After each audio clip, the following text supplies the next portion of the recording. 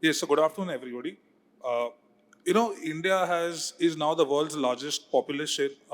India has the world's largest population at 1.4 billion, and some studies say that about 34 or 35% of it is at urban cities. This was about 30% in 2015. As of 2021, it is expected to be 35%. 35% of 1.4 billion is about 500 million. So you've got 500 million people living at urban cities. And as most of us would be aware, it's only a handful of cities that have really well-developed transportation infra. And with a lot of time being wasted in transport, you're basically impacting productivity of India when it comes to either the service or the manufacturing space. So what I'd like to start off asking the esteemed panel here is, what are the steps that can be done to improve last mile connectivity? Because what is happening is, there are metros being built in 16 cities in India. Which are already operational. Uh, in the next 10 years, the expectation is that metros will reach about 50 plus cities, and then you got Metro Neo, Metro Light, etc. coming up. So really now what is left to tackle is how do we address the challenge of last mile connectivity? That is the first part of the question. The second part is, with the transition to electric vehicle that is already ongoing, how do we take a part, or how does electric vehicles play a bigger role? And some simple example would be that, you've seen really new business models coming up. You've got Lime bikes globally. You've got Grab, for example, operating in Indonesia. And then Germany and Europe, you had Mercedes and BMW actually combining to form Share Now for, again, addressing last mile mobility, where you could hire a car, unlock it, drive back, and lock it. So with the advent to EVs, a host of new business models, new modes opening up. So yeah, that's the second part of the question. So anyone of the four can start off, and the rest then can come in. So I think urban mobility constitutes of obviously two parts, right? You have to look at passenger mobility separately and goods mobility separately, right? And one part of efficiency solutions have happened operationally in terms of basically whether it is the taxi services or ride hailing apps that have come up, or so to say your organized logistics players who have come up. For example, even Porter and anyways, so we have people from Porter here and the likes, right? So that is one, basically making logistics or passenger mobility come on an organized platform. That was the first requirement to drive efficiency, because what we can't afford to have in urban centers is individual players kind of coming forward and running these services in a very, very disorganized and a very inefficient manner, because we have scarcity of space, we have scarcity of resources, and also given this kind of population, for it to be sustained in such a small amount, so small, so to say, piece of land, right? You cannot have 10 vehicles running where you could do away with 5. So that is one level of efficiency that will come in. Now when we talk about how do we make it better, obviously going electric is a way, is a way forward, wherein we can reduce the overall city level emissions and then the larger carbon emissions in the world in terms of what comes from the transport sector and last mile sector in that sense. But at the same time, it comes up with its own challenges, because electric vehicles are a very different beast as compared to fuel-based systems. The infra is far more nascent. The ability to manage, make sure that the uptime of these vehicles and the, so to say, health of these vehicles is maintained in the proper way requires very different kind of structures, services, as well as, so to say, stakeholders to come into the ecosystem and kind of provide for. So that is the two ways I would segregate it: passenger mobility, and your logistics mobility or goods mobility. And in that, driving operational efficiency versus driving EV efficiency. So I think that's the way to look at it. Perfect. Somebody like to go next?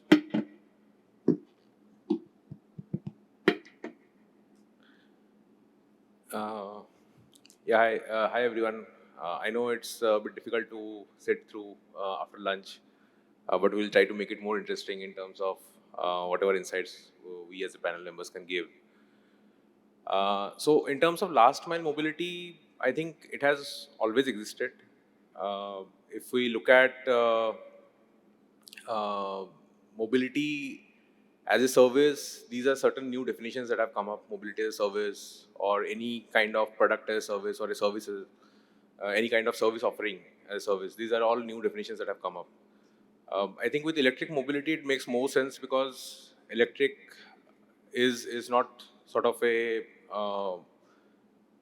I would say that electric, somebody was mentioning in the previous panel that electric was more of a gadget than a vehicle per se. So I also look at it at the same way, where it's a package of multiple attributes related to the product, which if packaged well can sort of make the right solutions for a definite market. So for any market that we want to cater to in terms of last mile mobility solutions, be it passenger mobility or be it any logistical solutions, I think two, three factors play into should be considered basically. Basically, the people who would be using the product, what is the infrastructure around that product, whether it is there or not, and whether that is sustainable. So if everything is falling in line, then probably the last mile mobility solutions, be it passenger or in the cargo space, will take shape. Talking about the current scenario, I think in the metro cities, it's already established. With the cargo space, we find that there has been a lot of amount of synergies happening between OEMs, between the e-commerce players, between the charging players, between the fleet operators and all. On the passenger side of things, it is evolving. Now, the right time should come wherein it has to move. Electric as a product in these services should move from the B2B space to B2C space, wherein drivers can own these products and they can own it confidently, looking at both the reliability, the long-term usage, the resale value of it, everything put together. I think those things are yet to be sort of taking shape and getting defined. Thank you. Hello, everyone. Thank you for having me here. And considering the topic itself on urban mobility, I think as a country, India is growing very, very fast. And in terms of population density, also, some stats that more than 10 million population in cities, India by 2025, 2026, it's expected that more than 15 cities in India will have a population more than 10 million, whereas 85 cities in India will have a population more than 1 million out there. And overall, the population is growing. India's per capita income is also growing, especially in the urban centers, which puts a pressure for mobility's need, both for delivery as well as commute altogether out there.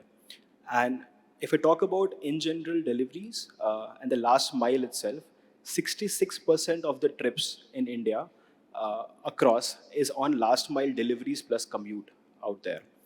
And which means it becomes a very important aspect to look at. At the same time, if I look at the pollution levels out there, on an average, if I take the world average, per delivery, the world consumes 205 grams CO2, whereas India's average today is around 285 grams CO2 on the last mile delivery per se out there. So sustainability becomes a very key factor for India, especially when there is a pressure of more and more transportation, both for goods and people commute out there to manage sustainability. When I talk about people commute in general, because of the population rising in general, most people would want to move. And mobility is all about freedom and access. You want to go wherever you want, whenever you want. Throughout history, people wants to travel faster and farther. And that's how mobility has evolved over the last 200, 300 years itself. We started from horses and cars and now ride hailing and shared mobility services have come up. And that's how people will always evolve out there.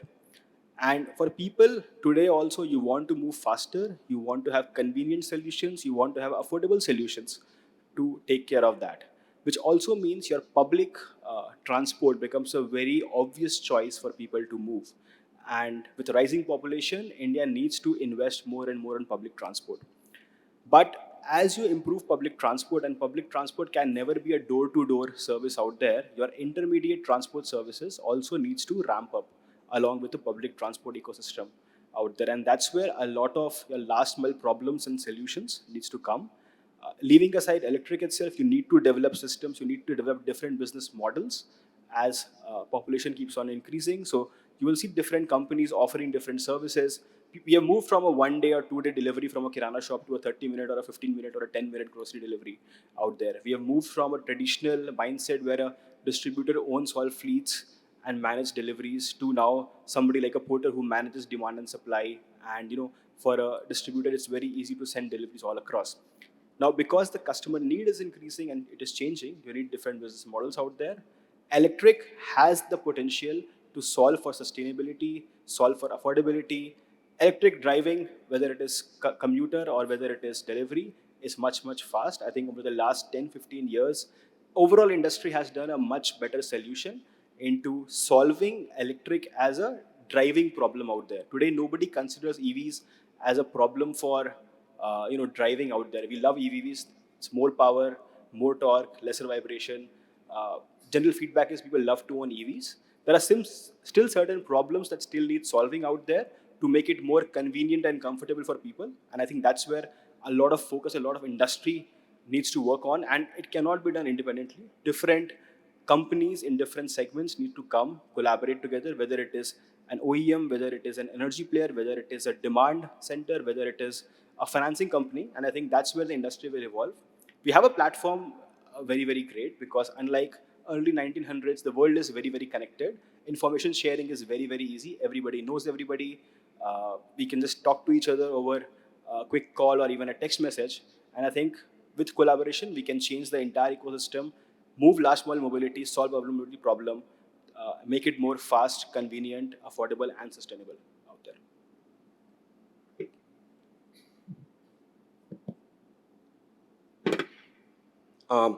Very good afternoon, everyone.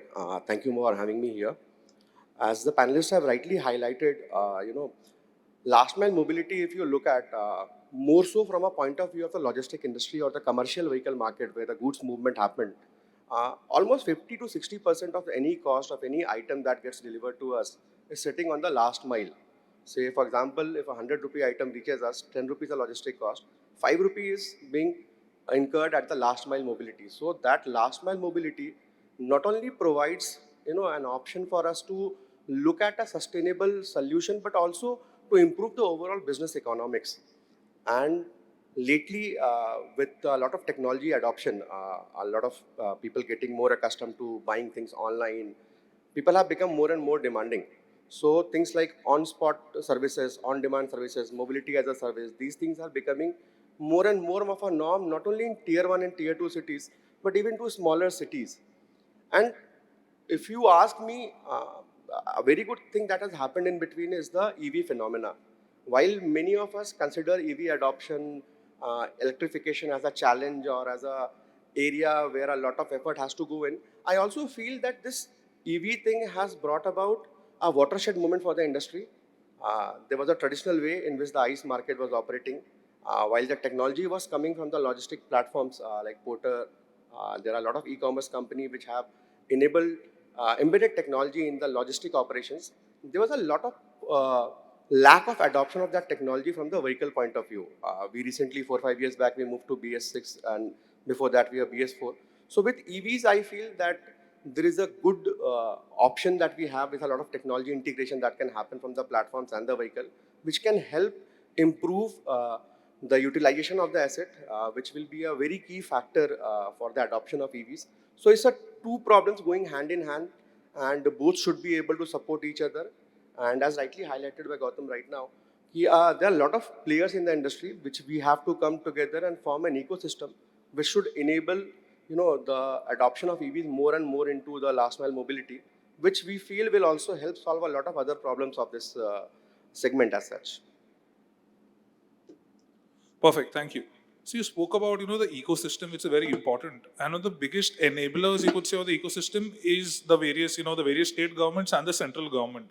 And since we've got somebody from the logistics space, we've got an OEM, we've got somebody from the battery and the charging side, I'd like to understand from each one of you that apart from what is already happening on the government policy side, what else? Of course, all of us expect everyone, when every budget comes up, everyone wants reduced taxes, etc.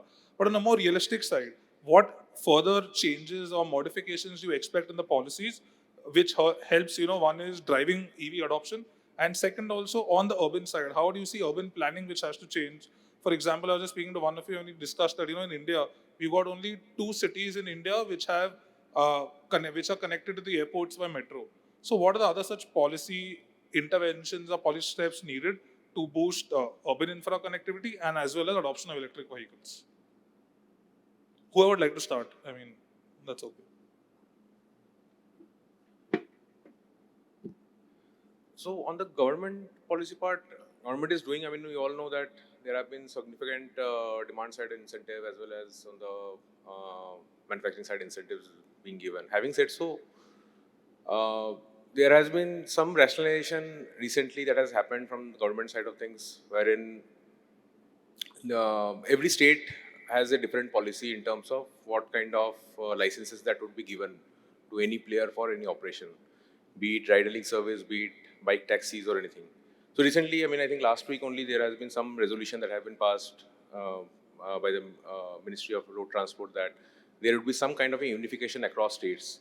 Because in some of the states we find that bike taxis are allowed. Certain states we find that bike taxis are not allowed. So, see, currently Indian cities require not only the EV, but we need to decongest our roads as well. So, I think micromobility is something which we should look at apart from moving to cleaner sources of driving these, propelling these vehicles.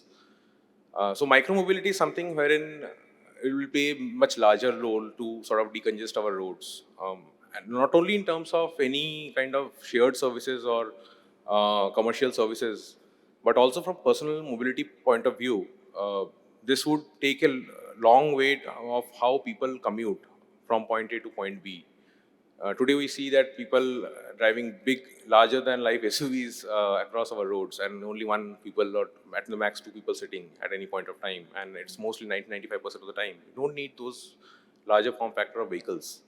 We need smaller form factor of vehicles with can be propelled with cleaner sources of energy.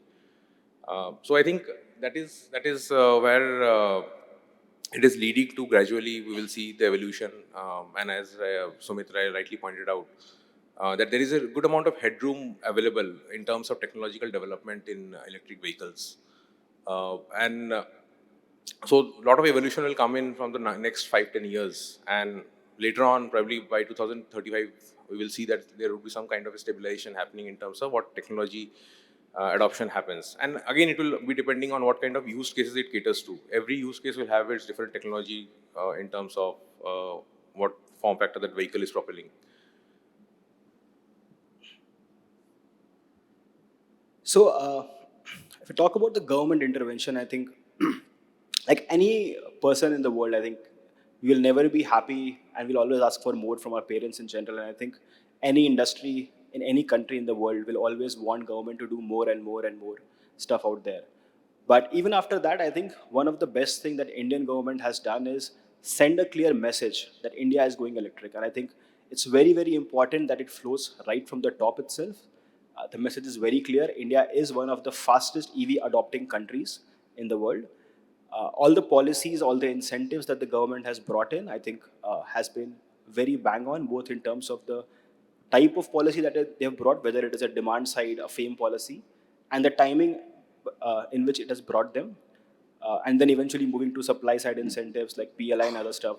So first of all, kudos to the government to make it very clear, have policies, have processes already set in to promote EV adoption in the country, and also encourage innovation across segments, whether it is service, whether it is product, whether it is business models. And I don't think there is any hindrance from government side discouraging people to try different things out there. Innovation is something that will have. And India has a unique advantage and a disadvantage at the same time, that with the scale and the challenges that India have, we can be a leader in this field out there. Having said that, few things that India can still do better, in my opinion, is obviously comes to an urban planning. And we have not been so great in infrastructure development if I compare across the globe out there. And four segments, I think, which requires hand-holding to solve this last mile problem. First is the physical integration, where we need to set up more and more public transport systems out there. You need more and more metro stations, you need more and more bus transit system services to ensure people, it's easy for people to come and adopt those things. It doesn't make sense if there is a metro station and then there is another metro station 5 kilometers or 8 kilometers down the road itself, and then you spend another 20 minutes after dropping out from the metro station and taking an intermodal transport and transporting out there. So the more and more stations, more and more accessibility is given to the people, it will encourage them to take more non-motorized transport and walking as such, which is very much critical for India. Also, enabling parking spaces or charging infrastructure in and around those metro stations is something, if we are planning very properly, will enable a lot of infrastructure related problems. And frankly, metro is one of the early adopters of electric mobility. It's completely electric. You're not using anything else than electric on a metro station out there. So that's one physical integration that the government and the urban planning bodies needs to come together. Second, I think is more about services integration, wherein a lot of different service options, whether it is a bike taxi, whether it is a shared auto rickshaw, whether it is an individual, taking rentals on bikes and doing their last 2 kilometer uh, way forward, can also be integrated, and that has to get integrated along with the metro station or the urban planning itself. So not only parking but also accessibility and having enough service providers to ensure that the customer, whenever he drops out of the metro station, gets access to that and is able to move.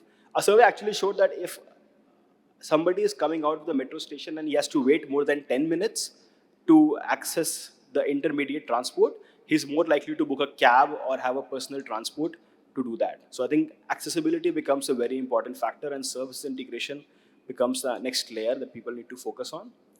Third, I would say, is an institutional integration. The way India is structured is that different government bodies work in solving different problems. For example, your state government today controls your taxis and autos in a state. Your urban planning controls the pedestrian walking or cycling or special lanes around there. And your electricity service provider will control the lighting of the pathways if you create a cycling road or a pedestrian walking road itself.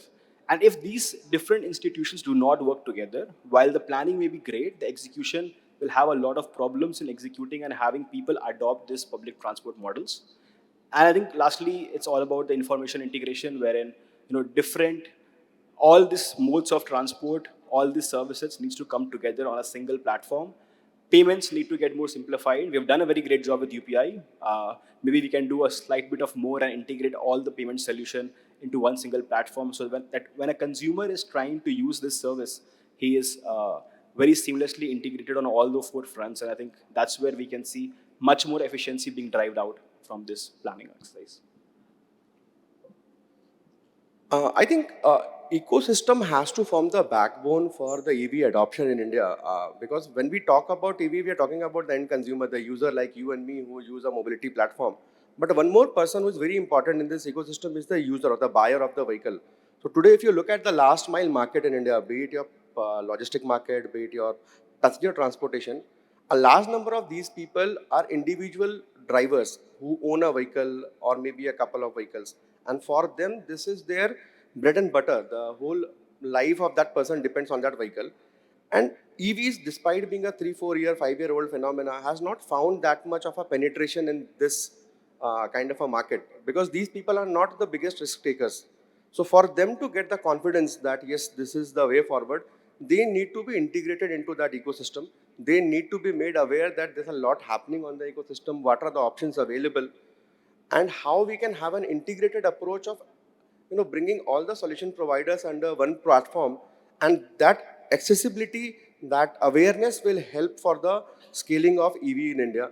Today, at least in the transport segment, the large number of EVs that are coming in the market are coming through logistic operators, where the risk appetite is much higher. And I think this penetration will become bigger only when there is a penetration to the individual level. Individual driver owner starts considering buying a vehicle, an EV vehicle over a ICE platform. And I think that will be the tipping point for the industry.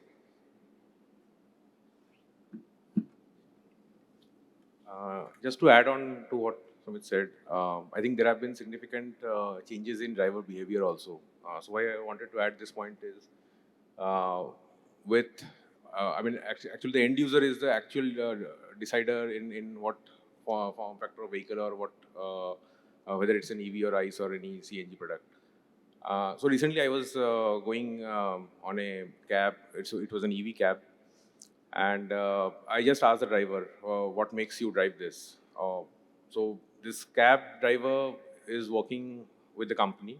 The car is owned by the company, and he drives it almost 15-16 hours a day.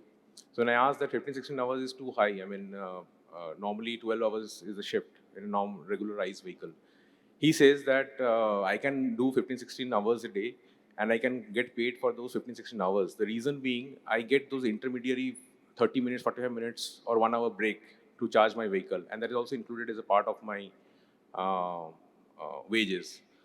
So this is what is actually shaping up. So and once the driver gets into that, probably someday he will also like to own that vehicle also. So that's how the conviction is getting built up. This is one part of it, which is the passenger mobility. On the cargo side of things, I saw that there are drivers now asking for these telematics devices, the telematics to be inbuilt in the vehicle dashboard itself. This I'm talking of a three-wheeler product. Although there would be the app of say an Amazon or a Flipkart or maybe Porter, but they still want that the vehicle also, the vehicle dashboard should throw some data in terms of the points that they need to cover in that entire journey plan. They don't want to look at two different devices. So this is how the consumer behavior in terms of these drivers also shaping up. And I think shaping up for the good, because these are actually building on the convenience factors over the time. And these basically, when we are talking about the premiumization in the two-wheeler segment, and these are basically the premiumization in the B2B segment, wherein the drivers are willing to adopt these technologies and probably later on will pay for these also.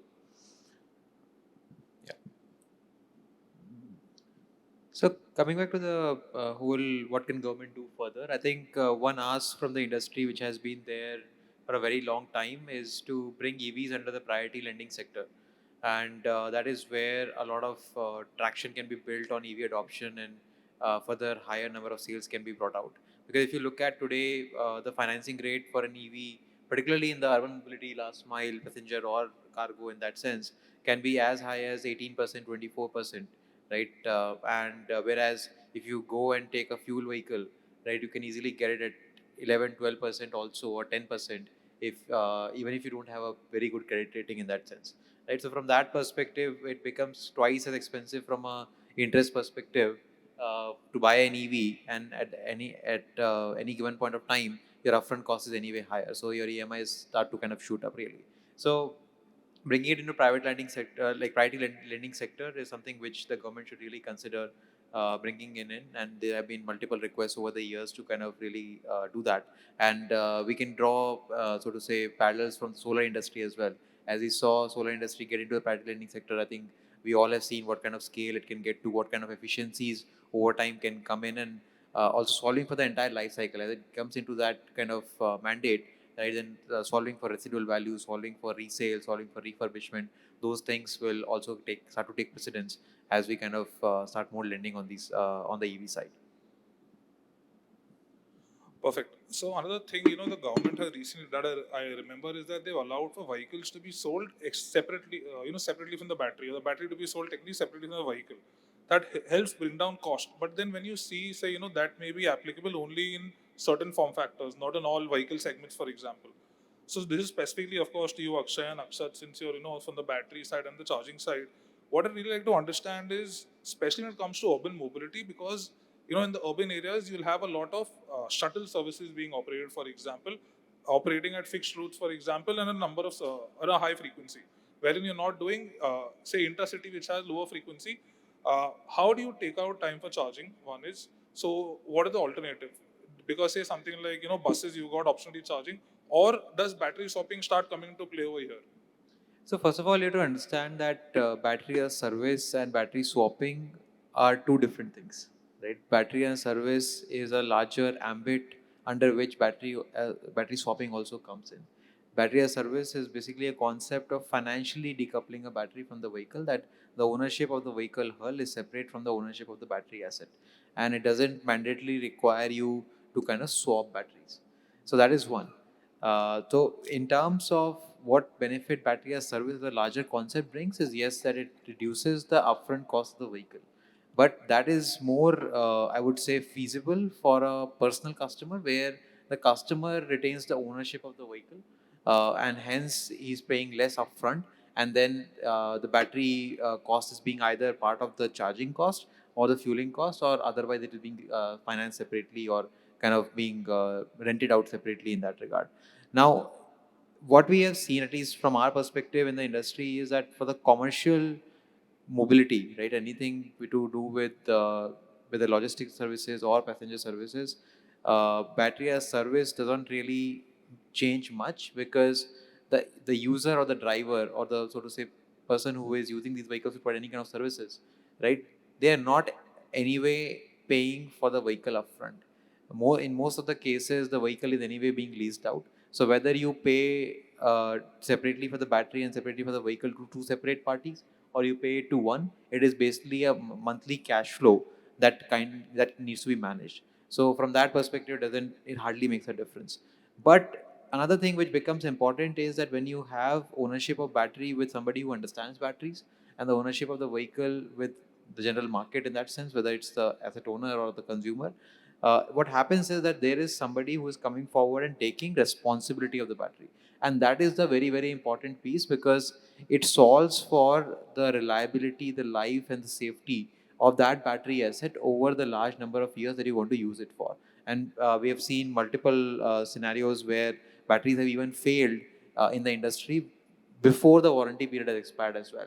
So when the battery ownership remains with somebody who understands batteries, then in that case, a lot of analytics can be done, a lot of efficiency can be driven. At the same time, a lot can be solved for uh, the life of the batteries, and once the life is over, what do you do with those batteries? So that is something where it becoming very, very important. And also the model is right now picking up steam, because a lot of vehicles are lying around in the market where old batteries have died, right? So those people know that the vehicles are usable, and once we get new batteries, then we can kind of again take these vehicles on road. And the only way to do it is do it as a battery as service kind of a situation, because the usual financing sectors won't kind of give you finance for a new battery on an old vehicle, and that becomes challenging. So battery as service becomes the only option to kind of go out there and solve for it. So that's how the whole ecosystem around battery as service is kind of shaping up. Yeah, I think I agree with Dr. Lakshya's point that battery as a service and battery swapping are two different things. And I think when you talk about battery swapping, fundamentally you are saying to the customer that, hey, I'll take your battery and I'll solve your charging problem separately. And that's what fundamentally battery swapping is trying to do. But the whole problem there is, as you scale this technology more and more out there, you will start having 2x batteries in the industry as the number of vehicles out there. Because fundamentally, you are telling the user, I will take 2 hours to charge the battery at the back end, but I'll give you a 5-minute exchange of the batteries out there. And irrespective of whether you split the cost, where you're paying EMI for the vehicle upfront and you're paying as a subscription charge on the battery or energy out there, in the end, the customer is paying for it over the month itself. And Indian customers are fairly smart enough to understand, and they calculate the total cost of ownership and the total monthly earnings that they want to take home. So as a driver, when you talk to them, they will immediately figure out that this is my revenue in a month, this is my cost in a month, or per week or per day. And they're very smart to figure out that how much take home I'm taking per day out there. And hence, battery as a service doesn't necessarily solve this problem out there. And battery swapping in general is doing opposite of what you want in the industry to do, especially when battery is a significant cost on the vehicle side itself. So it doesn't make a lot of sense, especially on the small commercial vehicle segment, to split the battery and the vehicle out there. Having said that, a lot of innovations or solutions needs to come out where the battery life needs to be much longer than what it is currently out there. If you look at the total cost of ownership on the vehicle and the respective EMI out there, today a lot of vehicles, especially on three-wheelers, get a 3-year or a 4-year financing period because your battery life itself is 3 year and you want it to replace after 3 years out there. So the EMI for the driver has gone up. At the same time, you have a replacement cost of the battery after 3 to 4 years out there. This problem needs to solve where you need batteries that can last 7 to 8 years or 10 years, and which means your financing or leasing period can happen over a 5 or a 6 year period, wherein the EMI of the vehicle plus battery needs to come out. And that's where you see drivers understand that, hey, maybe I earn 40, 50,000 rupees a month. I pay a 10,000 EMI on a vehicle out there, maybe spend another 1,000, 2,000 rupees on maintenance, spend another 3,000 rupees on charging. And rest is the net home that I take home after that. And that's is fundamentally you need solving out there. At the same time, as I talked earlier, mobility is all about freedom and access. The next problem which needs to be solved is how do I keep my asset running 24/7? We need the drivers ask for solutions wherein you don't want downtime on the vehicle on account of charging as such, and therein you need solutions which are affordable. At the same time, you are able to charge it faster and keep the vehicle up and running. And you need, as I think Gautam talked about, that a driver wants to run 15, 16 hours a day to make money out of there. And a driver incentive is not about sustainability. He cares more about, can I earn more when I switch to EVs? Is it a better product, a better experience for me out there? And I think you need to solve for the energy piece out there overall. And fundamentally, the difference in an ICE world and an EV world is that energy has completely transformed. In ICE world, energy is all about finding fossil fuel, refinement, extraction, distribution. Your fueling is a very mechanical, dumb process, no value addition. In EVs, energy is split. Half the energy is on the battery, half the energy is on the charging. And the way you manage this entire activity on both charging time and battery life will play a very significant factor on how the EV adoption happens and how drivers are able to get more value out of it. And it is irrespective of whether you do a passenger commute or a cargo commute as such. I think it's correctly said, like the end decision in moment you come for a vehicle comes down to TCO. For a user, that is the most important thing, whether he is able to make an extra money by deploying an EV or is he incurring some extra loss. But at the same time, having said so, battery as a service will also help us solve another problem, which is allowing these people to take that risk and coming from your IC vehicle to your EV. A lot of this, barrier being standing there in between is because of the mindset of the user. The user is not the most educated person, the driver, who has to make the purchase in most cases. So with battery as a service, what I feel that the risk of the battery, which is the biggest concern for the user, goes away from him, and he gets a vehicle with a warranty, with a guarantee that the battery will be available throughout the active life cycle of the vehicle. That I feel will help a lot for the mass adoption. Because today, if you see in commercial vehicles, the large adoption has happened in three-wheelers, where we have seen, at least in our platform, almost 50-60% of the vehicles now coming in cities like Delhi are electric vehicles, because the market has adopted to it. And that has only happened of two accounts. One, three-wheeler EVs are hitting or doing better at the TCO level compared to their ICE counterparts. And two, these people are getting some reliability of operations over this active 3-year life cycle, and they're able to make money. Yes, if they are able to get a clarity over the next 7-year life cycle of the vehicle, what to do with the second battery replacement, what to do with the used battery, that will be a big driver. And there I think battery as a service can play a big role. I think I would just disagree a bit on the battery as a service thing. It's a very unique thing. It fits very well in a swappable ecosystem. But when it comes to a fixed ecosystem, then there lies the problem, because the user is different probably, and there lies the analytics part of it. But just want to mention here one scheme which, when I was in my previous organization, Mahindra had launched a scheme way back in 2016-17 with their E2Os. So they had packaged it in such a way that the vehicle and the battery was charged separately in terms of the EMIs, monthly EMIs, and then there are slabs defined. So the vehicle as a fixed asset was charged a fixed amount monthly. The battery was charged separately in terms of how many kilometers that user is running. So that was a retail customer scheme that I am referring to. In the commercial scheme of things, I think probably the three-wheeler user, I am particularly mentioning three-wheeler user over here, because four-wheelers it is still taking shape, because the subscription models and all, although have been there for quite some time in the country, but has not taken off. But on three-wheeler segment, when we talk about adoption, probably these drivers, when they come to purchase a vehicle, they may not understand the battery as a service completely. And when we put in more metrics into it, I think then the air of confusion is created, wherein then they would have the doubts that how will the company track as to how many times I am braking or how many times I am accelerating. So those metrics also puts in when the battery EMI is taken into consideration. I think the analytics has become so advanced these days. You can track each and everything of the battery parameter. So rather than making it that complex, just for an adoption sake, probably for the next 2-3 years, if we can make it a bit more simplistic, then probably battery as a service can evolve in the fixed ecosystem as well. Right. The next thing I want to ask each one of you is, since while we all work in the same ecosystem, there are slightly different areas that you target. Are there some global best practices slash, innovative models that you see that have, evolved globally, but yet to be brought into India, which will really help, transform urban mobility or will help, improve last mile connectivity on the urban side?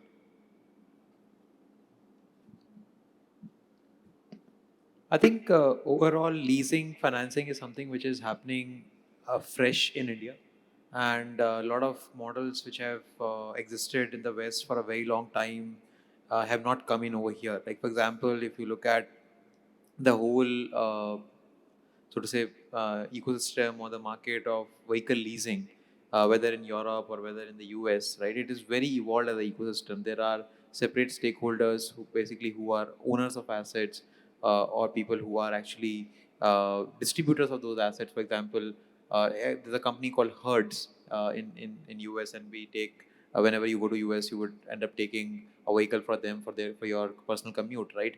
And they are not the owners of the assets, right? They are managers of the assets in the sense that they basically provide those services to you as an individual customer. And then there are separate companies who are maintaining the upkeep or who are asset performance managers, basically who are kind of making sure that the vehicle is always available for running. It is not under servicing. It is the uptime is assured. And then there are separate people who are actual asset owners, right? So that kind of evolution of a financing leasing ecosystem is something which we are yet to see in the Indian market, and specific experts in that science. People who are asset owners are basically financiers in that regard. People who are providing these assets to the consumers, they are more of a marketplace where you can land up and kind of pay for the right usage and the right pricing can happen. And then people who really understand the asset are managing those assets or ensuring uptime. So that ecosystem is something which is yet to evolve, and we are seeing early shoots of it now, where people are realizing that if there are segregated asset managers, which is the biggest missing piece in our ecosystem, they come forward. The efficiency at which it can happen can really go further, and the per vehicle cost of managing it on a monthly basis can significantly come down. Mohit, I'll take a slightly different view on the question that you asked about. And I don't, while I'm all up for adopting best practices globally, I think when you talk about EV adoption and EV, the problems in India, it's very unique. When you talk about IC, India played a catch-up game for the last 100, 150 years out there, wherein, a Western world will build a technology and India is trying to adopt that technology out there. With EV, I think it's a level playing field. At the same time, the constraints that India has is very, very different than what a Western world today has out there. And I'll talk about that particularly on certain scenarios. One is the upfront cost of the vehicle out there. Now, everybody buys the same cells, same sort of raw materials and builds an EV out there. And most of India can't afford an EV that has more than 100 kilometers worth of a range. And I'm talking more for commercial vehicle focus area out there. Whereas a Western world may afford a 400, 500 kilometers range worth of vehicle out there. Which means the problem in Western world is about how do I put in more and more range on the vehicle, because affordability is not a problem. India, affordability is a problem, so you need to find solutions that how can I build a solution that has 100 kilometers of range and the customers can afford. Second, when I talk about a Western world, the concept of overnight dedicated parking base is very, very common. This has been common for IC vehicles as well. So when you talk about transforming to EVs, the concept of overnight parking and charging still has a lot of merit and it works. Whereas India parks on the roads. You look at commercial vehicles on the road, they park on the roads, under flyovers, 100, 200 meters away from their home. India doesn't have a dedicated parking as a concept out there, which means the whole concept of overnight parking and overnight charging just doesn't scale in India. India relies on public charging infrastructure, and that's fundamentally very different when you look at the approach India needs to build tech. And lastly, TCO works for both the segments.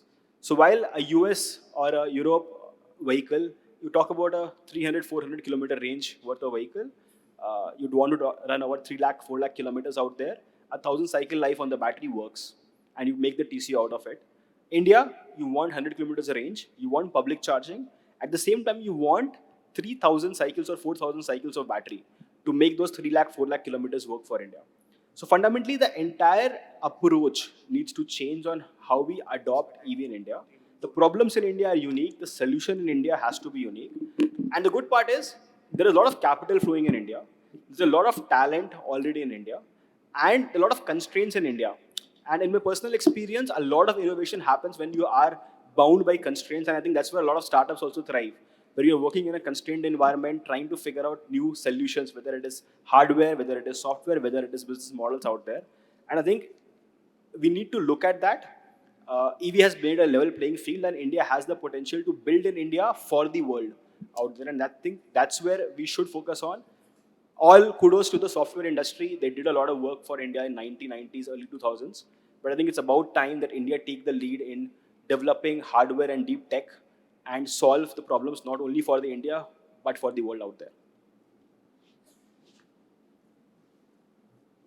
Perfect. That's an excellent viewpoint. So we've got about a couple of minutes. So any final thoughts from you, Gautam or Sumit?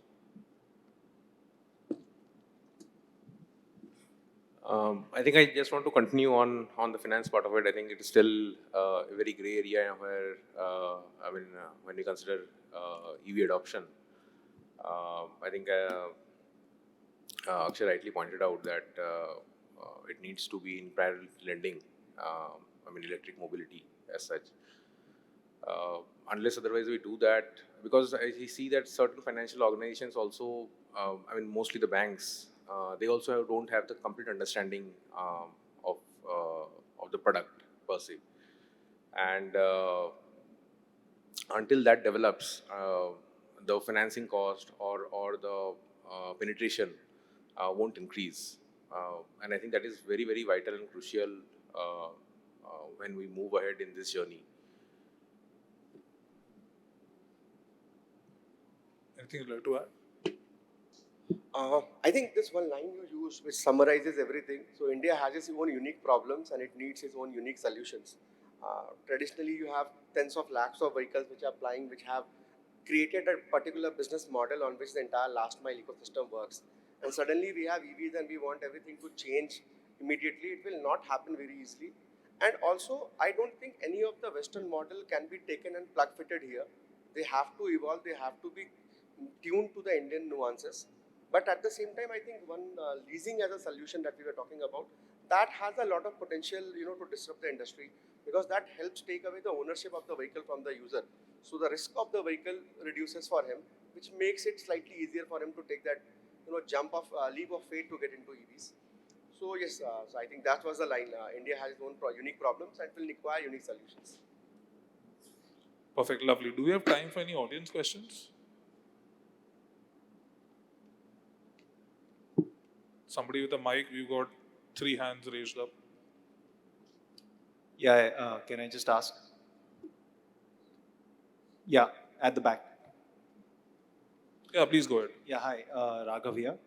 Just a question.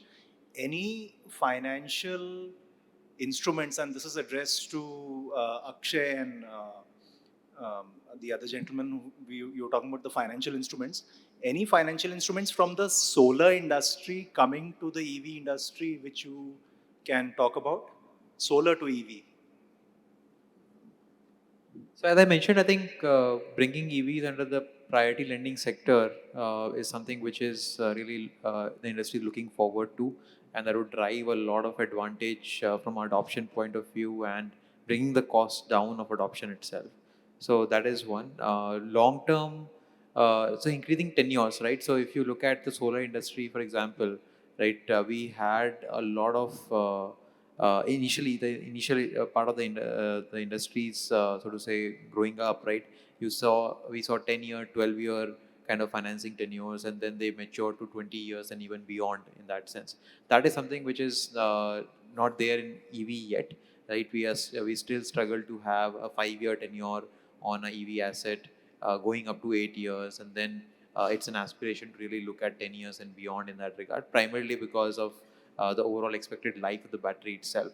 So if there are people who come in and who are basically willing to underwrite the not just the battery's current life, but also what happens when this life is over, and how would they bring in replacement batteries and all of that, so that battery becomes an asset class rather than a product itself, right? So that is something which interesting models will evolve as we go forward in that regard. But a lot of understanding from solar we are already seeing, particularly in the bus segment, with government tenders being structured around old solar tenders and old solar contracts. I think that is somewhere where a lot of parallels can be drawn. Although we have not dealt so much in that, so I would not be able to comment. But I think that's where similar models are evolving, particularly from the government tenders perspective. If anybody else wants to add. Okay, hi. Uh, yeah, my name is Piyush. I am from Bosch Limited, and we are into this powertrain component supplying business. So this question is related to the three-wheeler market. So we have been talking the three-wheeler market is growing. So I want a little one step down, which three-wheeler. So from our segment today, three-wheeler is like divided into two segments. One is an e-rickshaw and one is an e-auto. And now if I look at numbers, I see a different picture because the market which is growing is e-rickshaw. If I look at Vahan data, we even downloaded today. In 2023, total e-wheelers registered three-wheelers is around 600,000. Out of that, e-auto, or so to say, greater than 25 kmph, it's only 40,000 or 45,000.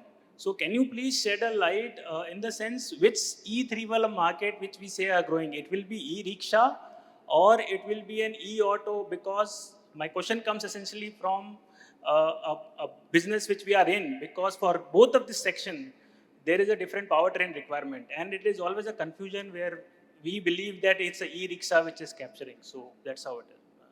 Anybody of you can answer that? If I'm not wrong, if you're talking about e-rickshaw, these are the Toto rickshaws that we talk about, correct? It's with a 25 kmph max speed, yeah. Correct. So, those actually, if you look at a 25 less than 25 PS speed vehicles, they don't qualify as a motor vehicle as per Motor Vehicle Act.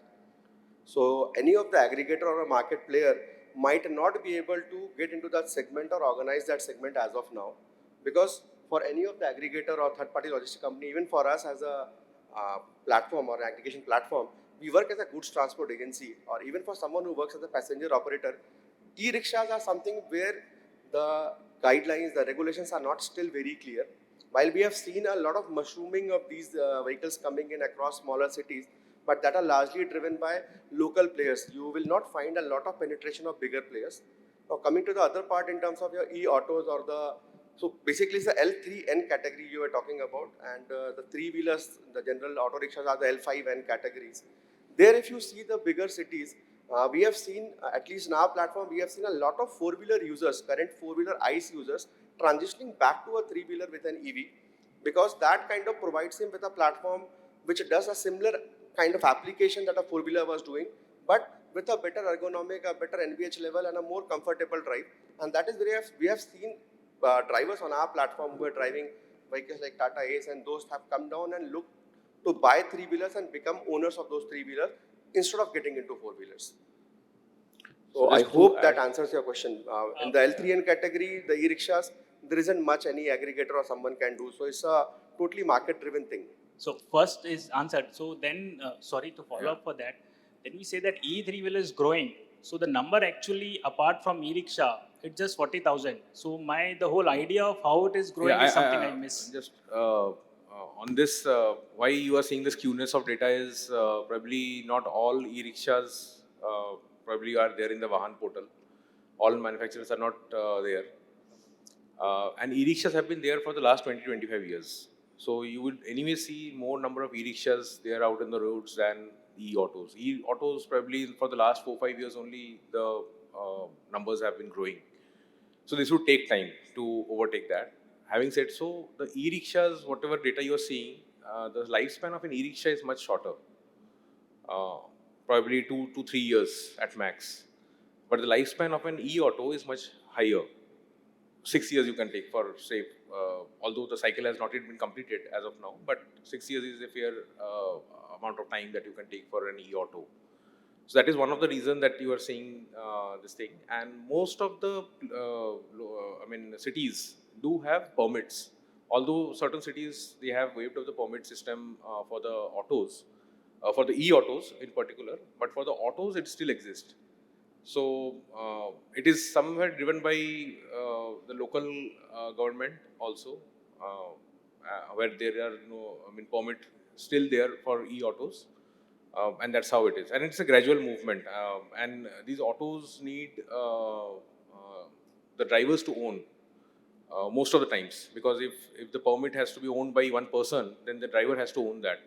In very few cities, you will find that one person owning multiple permits, and then they would give these vehicles on rental basis. There are only hardly few cities that I can count. So that's the reason you will find the skewness of data, and probably it will be there for the next 2-3 years. Yeah, so I think adding on to both Sumit and Gautam's point itself, if you look at e-rickshaw as an evolution out there, it started as a replacement for pedal rickshaw as a market out there. And that's where it came under the non-motorized vehicle category, less than 25 kilometers per hour. Very prevalent in North India. Use case typically talk about last mile. When you get on from a metro, you want to go 1 kilometer, 2 kilometers out there. Very round trip sort of a phenomena. You share auto, maybe 2 or 3 people will sit. It will drop you at closer to your office or closer to your home, and then you walk it from there out there. E-rickshaw is not very prevalent in South or Western India as such. You will not find a e-rickshaw in Bangalore or a Mumbai sort of a city out there. Talking about cargo in specific, you will not find L3N doing very good on the cargo segment because the use case is very different. You talk about an Amazon or a Flipkart delivery out there, a single route is around 70-80 kilometers with load of around 300 to 600 kgs out there. L3 autos just doesn't cut it. L5N is what actually does. Porter application, you do 120, 150 kilometers a day on an average out there. L3 just doesn't cut it. You need to do L5. On L5M, which is the passenger segment also, if somebody wants to travel a 5 kilometer or a 10 kilometer, mostly whether it is shared, whether it is personal, and you talk about ride hailing, you maybe go and take an L5M, not an e-rickshaw. The moment you want to drive 4 or 5 kilometers or more out there, not a very round trip centric use case. And if you look at data also, I think every year before pandemic, I think India was selling around 600,000 three-wheelers overall, out of which 100,000 is L5 cargo, 500,000 is L5 passenger. Took a dip around pandemic time. I think last year data talked about 450,000 sort of a number already, and growing at a much rapid pace, expected to cover pre-pandemic areas in next year itself. Looking at January data itself, electrification of L5M is already 15% on the new vehicle sales, whereas it's around 40 to 50% on cargo out there. So different use cases, different categories, different geographies where adoption is different. And India is a very multi, use case, very diverse sort of a country out there. I think when you talk about India, you talk about multiple countries together as one when you talk about behaviors out there. Hence, as a market, both are growing, but you see a lot of L3s already in North India talking about your 1-2 kilometers round trip, replacing all pedal rickshaws, whereas L5 has another different use case out there. Hope that answers your question. So, thank you. So, the final summary would be that it is the L3N cargo section, which is what we were talking about, which will come up for the E3 wheeler, right? No, so I'm saying all three segments have the potential to grow because the use case is different. We need to solve specific problems out there. For example, if I talk about an L5 passenger category out there, a driver drives 200 kilometers on an average in a day. If we talk about metro cities, a Bangalore or a Mumbai or a Delhi sort of a network out there. Now, one is you need a robust product. At the same time, you need to be able to drive those 200 kilometers to electrify them. As a general category itself, the category is growing. If I talk about electric in general, then you need to solve for rapid charging problems. So you can't put a 200 kilometer worth of battery on a L5 passenger. It's very hard engineering wise to put in, considering the space constraint that it has and the cost applications out there. So therein you need a rapid charging solution wherein maybe you can put an 80-100 kilometers on a single charge, go and do a quick top-up charging 10-15 minutes, do another 100 kilometers, run those 200 kilometers in a day, and it makes economic sense to you to electrify that category out there. So e-rickshaw doesn't need that because you're driving at 2 or 5 kilometers maximum in a radius out there. So you can do 3-4 trips, then take that for charging. You have a lull period in the afternoon because it's a very organized, near metro sort of a use case out there. So the behavior is very different. The market is growing all across, but the solutions need to be devised on a product and financing and operations all across. But overall, if you look at the data on Vahan or anywhere else, all three segments are growing very aggressively. In fact, L5 passenger and L5 cargo growth rate is much higher than L3. Yeah, thank you. Thank you. Yeah. Okay, very good evening to the panelists and moderator. I'm over here. I'm Dilbag. Basically, thanks for sharing your valuable insights on urban mobility and last mile solutions. That has been purely insightful. My questions are pertaining to more sort of data perspective only. Like if you talk about the current EV two-wheeler penetration, it is poised at around 5%. So where do you foresee by FY30, by where it will go? And question number 2, any impact that you foresee post FAME 2 subsidy reduction? So was that a temporal drag that EV has purely come out, or you see that if it is going to be further reduced, how will be the future? And any response change in terms of metro or urban, like more demand now coming from urban and metro being a bit slowish? Apart from that, if governments start thinking from that perspective that they will not continue to give subsidy while purchasing a two-wheeler, they will say that we will spend and we will support, but on just creating charging infra rather than giving subsidy. So considering that perspective, what would be the percentage contribution of EV in FY30? See, if you look at whether the impact of FAME subsidies on EVs or the penetration rates, commercial utilization of EV is a sector which has picked up natural steam in the market because there is a natural TCO parity with or without subsidy, right? And that is a segment which has shown the highest penetration levels, and that is the reason three-wheeler, which is primarily a commercial segment, has the highest penetration level in the market. And from that perspective, the hit of FAME will be the most significant on the personal use case buying of electric vehicles, whether it's on the two-wheeler side or whether it's on the four-wheeler passenger side, and that's where we are already seeing the hit in terms of the numbers. But if you look at in the long term, the commercial utility segment is whether it's a two-wheeler or food delivery, whether it's a three-wheeler or whether it's a four-wheeler cargo or a taxi service kind of a scenario, the numbers are growing month on month and they will continue to grow. And from that perspective, any application which is commercial oriented will have the highest amount of penetration levels, and very soon we'll be touching more than 50% penetration, and the expectation is by the 2030 we will have 80 to 100% penetration in all of these segments.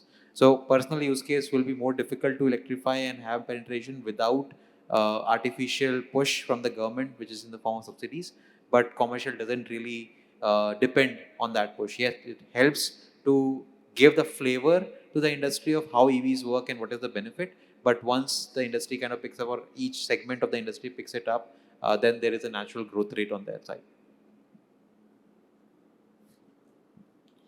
I hope that answers the question. Yeah, okay, thank you. Perfect. Thank you, Aryan, for your time.